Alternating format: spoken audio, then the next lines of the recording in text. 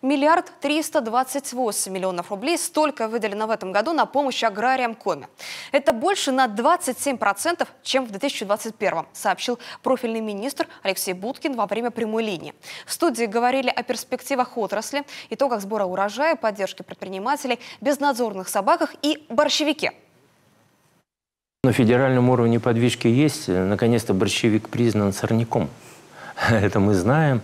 Но это позволило ввести какие-то механизмы борьбы с сорняком.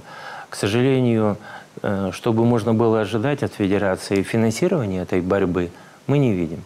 Все финансирование сегодня легло на плечи муниципальных образований, финансируется из местного бюджета. В каждом районе по-своему, в городах по-своему.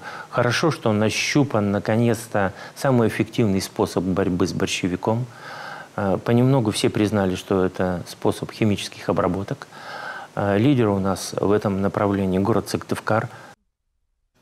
Ахиллесова пята – частная или бесхозная земля. Таковой в Коми много, и борщевика на ней соответственно. Первоочередная задача ведомства сегодня – поиск собственников этих участков.